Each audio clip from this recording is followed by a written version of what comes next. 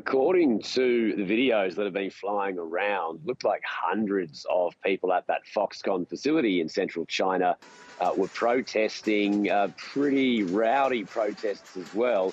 And reports say that this is because they were promised some bonuses and then management decided to withhold those bonuses for whatever reason. So going back, Foxconn originally had this problem where there was a COVID outbreak. This is before COVID numbers really shot up in China.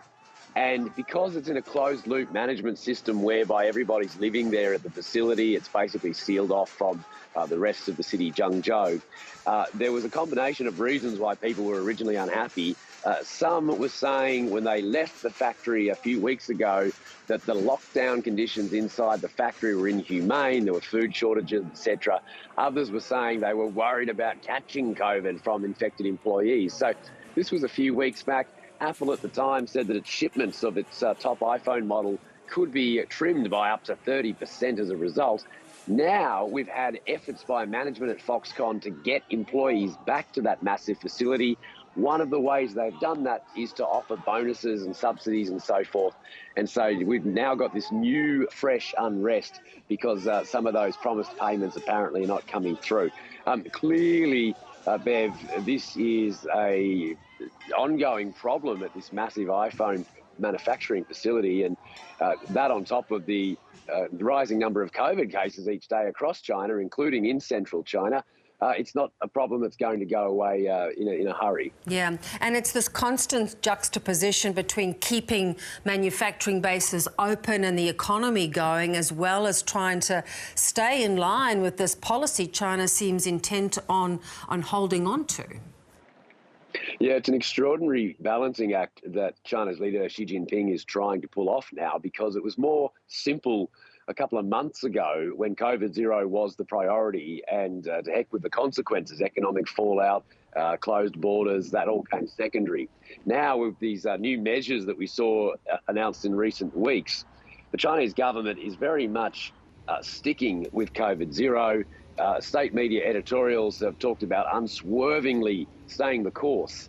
But then you've had these slight loosening measures to try and lessen the economic impact. Now, this iPhone factory in Zhengzhou in central China is a good example of just how difficult it is to do that, because even though they have this closed loop thing where they make all the employees live on site and they seal them off from the rest of the world so that the factory can keep chugging, you can see there's obviously an economic hit to the company running the factory. And then that follows on when it comes to providing payments and incentives for people to work. You then get unrest. I don't think it's just Foxconn where you'll see these issues. We've also seen unrest down in southern Guangzhou in recent weeks because people have been lobbed with these COVID restrictions, and sometimes we're talking about migrant workers or people who basically need to work in order to have food on the table. So, Bev, to watch this over the next few months will be very interesting. Yeah, indeed. And we talked about, what President Xi might do now that he has secured that third term that was so important for him. But it does seem that he's holding that line. So is there that risk that the economy could really suffer?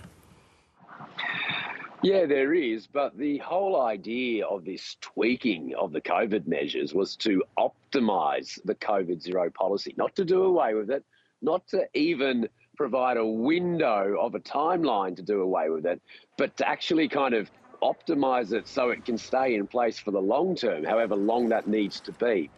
So we saw some rosy economic figures actually just after the Congress, saying that China's GDP was growing by close to 4%.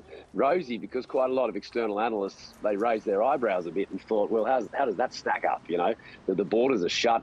There are barely any international flights. You've got production capacity restrictions because of places like the Apple factory because of the COVID measures. How can the economy be expanding by, 100% plus 4% compared to this time last year?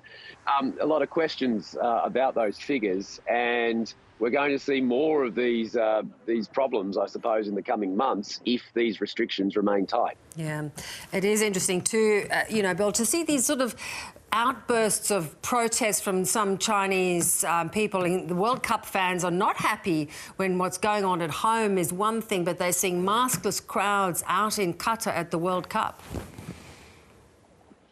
Yeah, so you have to remember within China, accompanying this COVID zero policy for the best part of 3 years, you have had a domestic propaganda campaign to basically send a message that China is safe, the rest of the world is riddled with COVID. Many, many people are dying every day around the world.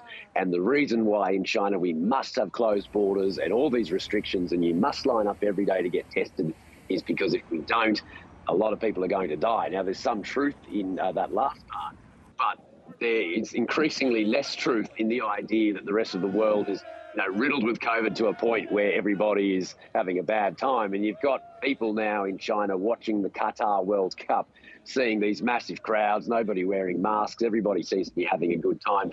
And we have seen comments on social media in the past 24 hours or so where people are questioning why are people in China still subjected to these extraordinary measures and restrictions when the rest of the world just seems to be getting on with it. Yeah, indeed. Oh, well, we'll keep watching and see how it evolves. Bill, good to talk. Thanks so much. Thanks, Bev. Cheers.